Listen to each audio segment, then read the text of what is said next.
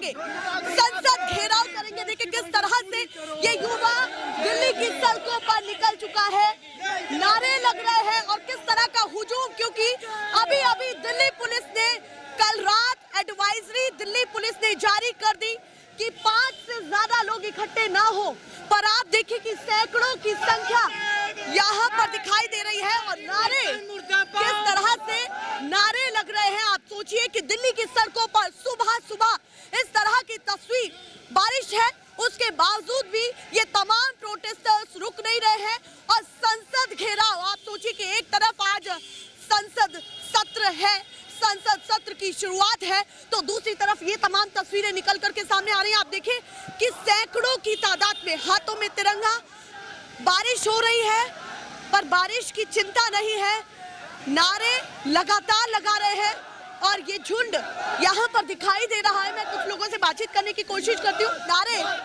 यहाँ पर लगाए जा रहे हैं, मैं कुछ लोगों से बातचीत करने की भी कोशिश करती हूँ।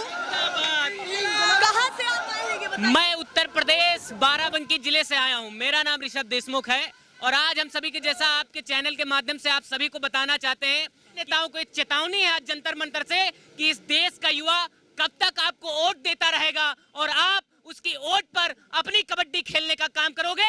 ये जंतर मंतर से सिर्फ 3 किलोमीटर दूर पर पीएमओ रहते हैं। विदेश में जाकर बताते हो कि विकसित भारत को हम 2047 में देश को विकसित राज्य बनाएंगे, वहीं इस देश का युवा जिसके कंधों पर इस देश का भार है, तुम्हें अपनी आंखों से पर्दा हटाना चाहिए। वही युवा आज दर रोजगार के लिए भटकता है, आज दिन रात तिलता है, तड़पता हुआ उसको नजर नहीं आती। मैं भाजपा सरकार को और उनके निकम्मे नेताओं को, मंत्रियों को बताना चाहता हूं कि आप होश में आ जाइए।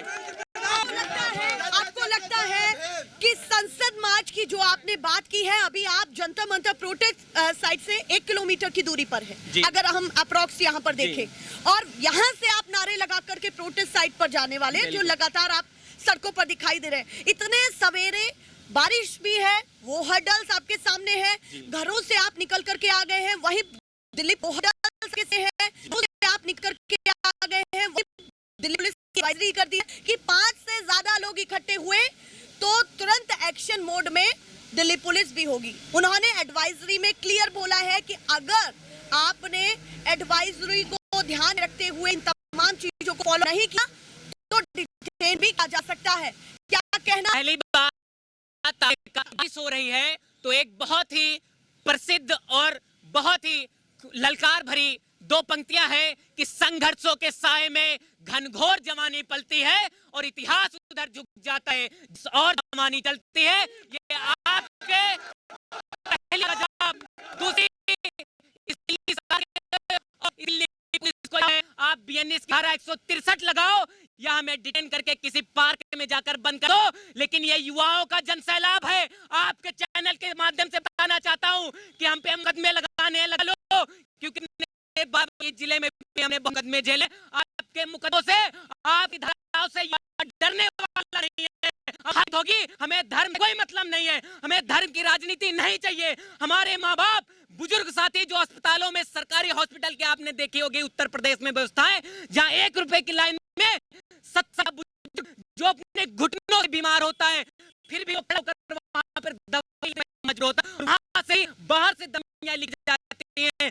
आपने इतना कर कि जो गरीब का बच्चा पढ़ने लगा वो आज लाखों की कोचिंग की फीस नहीं दे पा रहा। इतने सारे मुद्दों को लेकर के जंतर मंतर पर अपनी बातों को एक्सप्रेस कर रहे हैं। जंतर मंतर से कुछ किलोमीटर की दूरी पर, 1 किलोमीटर की दूरी पर बैरिकेड्स आप लग चुके हैं चारों तरफ, डाइवर्ट दिए गए हैं, चाइनीज तो बड़े हैं। मैं कुछ बात कहना चाहूंगा। हाँ। अगर ये लोग जैसे अगर जो हमारी आज़ादी ली है, जो हमारे पूर्वजों ने आज़ादी ली है, अगर वो लोग प्रोटेस्ट से डरते या लाठी चार्ज से डरते तो वो ऐसा नहीं कर पाते, आज हम देश गुलाम होते। लेकिन आज कोई भी बंदा डरता है इन चीज़ों से, ना डरे।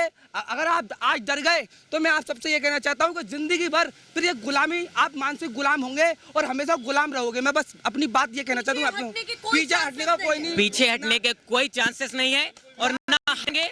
हमने आपसे फिर कहा है कि आप हम पे धारा बीएनएस के 163 लगा दो, धारा 144 लगा दो, लेकिन जैसे मुठभेड़ होती है आज पुलिस से, या तो हमारा आप साथ दे, क्योंकि हमने तो अपने उत्तर प्रदेश में मुहिम भी चलाई है कि जो पुलिसों की ड्यूटी होती है हम उनका जो दूसरे प्रदेश में तबादला किया जाता, कि अगर मैं दिल्ली डिस्ट्रिक्ट से हूं तो यहां से उठा के हमें यूपी भेजा जाता, उनके लिए हम तो 8 घंटे की ड्यूटी की मांग भी कर रहे हैं। लेकिन इन्हीं पुलिस साथियों से निवेदन है कि आपके बच्चों का भी भविष्य दांव पर है, हमारा भी भविष्य दांव पर है, आप हमारे बीच मोहरा बनकर मत आइए, हमारा साथ दीजिए और इस देश में सरकार को उखाड़ फेंकने का जवाब दीजिए। सोनम वांगचुक आपके साथ अभी नहीं है, वो हॉस्पिटलाइज हैं और सफदरजंग में एडमिट हैं।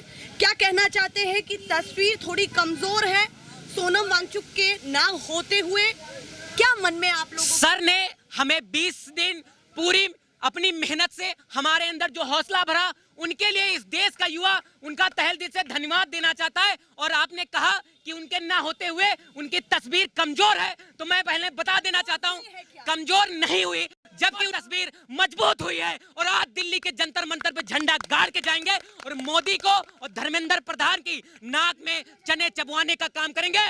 इंकलाब जिंदाबाद। किस तरह से यहाँ पर इन तमाम लोगों में गुस्सा है। जिस दिन से अभिजीत जी इंडिया आए हैं और उसके बाद से प्रोटेस्ट को देखा जा रहा था, तो सबसे पहले और आज की लाखों लोगों की भीड़ देखकर मैं देख रहा हूँ कि बारिश हो रही थी और अभी भी लाखों लोग वहाँ पर जुड़ रहे थे, तो उसकी भीड़ को देख करके सबसे पहले ये समझना ज़रूरी है कि अगर आप गूगल पर भी जा करके देखोगे तो आपको पता लगेगा कि हमारे भारत में रोज़ 25 सरकारी स्कूल बंद हो जाते हैं, जिसकी कोई अकाउंटेबिलिटी लेने को राज़ी नहीं है। और हमारे देश की पॉपुलेशन बढ़ती जा रही है, उससे ये पता लगेगा कि मतलब अनपढ़ लोग ज़्यादा हो जाएंगे और पढ़े लिखे लोग कम हो जाएंगे, जिसकी वजह से जो भी गवर्नमेंट हम लोगों के ऊपर राज करना चाहेगी, they will have leverage to divide us in, like धर्म की बातों में हम लोगों को डिवाइड करने के लिए उनके पास बहुत ईजी